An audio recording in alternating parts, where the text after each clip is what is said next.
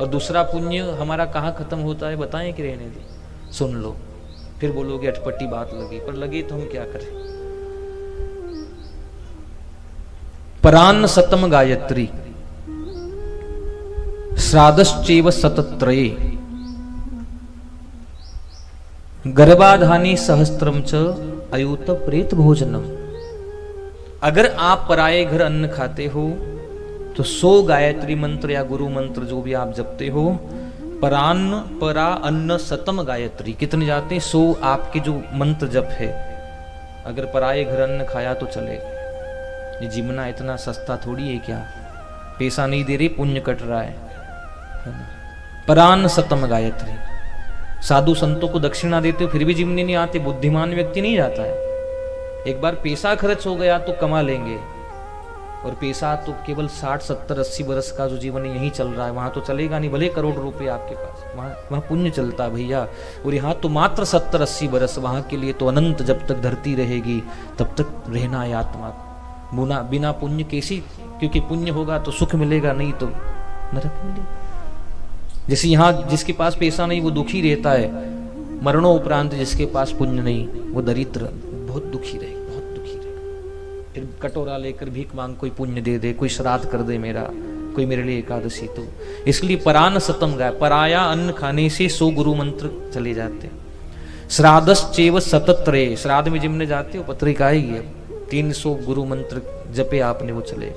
और ये अभागी जब भी नहीं पा रहे लोग, अभी तो पहले ही कर्जे में चल रहे हैं और ऊपर से जिम रहे हैं तो अलग कर्जा बन रहा है। 300 गायत्री 300 गुरु मंत्र उस व्यक्ति के कट जाते जो श्राद्ध का भोजन करता है। गर्भाधानी सहस्त्रम च, ये गर्भाधान, ये जो मेहमानी पर भेजते हैं ना लोग भाग, उस भोजन को करने से कितना जाता है 1000।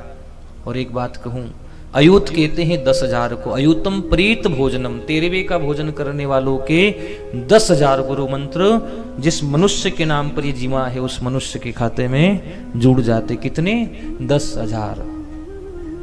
अब भले आप जीवो, हमें कोई लेना देना नहीं है, पर कंगाल हो जाओगे, पैसों से नहीं पुण्य से।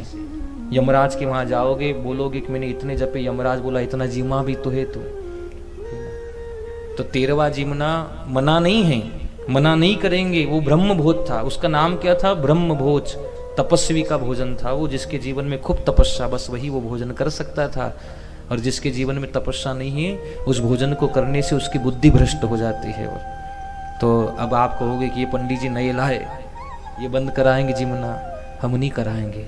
हम तो बस ये बोल रहे हैं कि आपके जीवन में इतनी तपस्या हो तो ये आप उसे जिमना, और अगर जिम रहे हो तो तपस्या बढ़ा लो, सीधी सी बात है।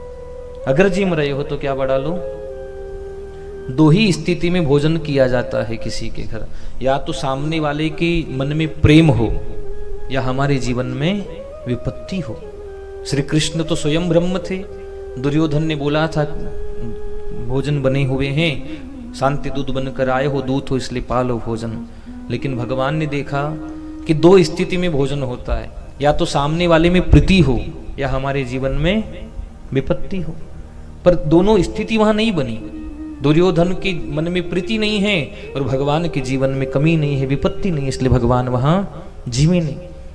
वहां विदुर जी के मन में प्रीति थी, इसलिए भगवान गए लाओ काका भोजन करा। तो 13वें का भोजन प्रीति भोजन तो होता नहीं, क्योंकि सामने वाले ने सोचा थोड़ी था 15 दिन पहले कि मैं भोजन कराऊंगा।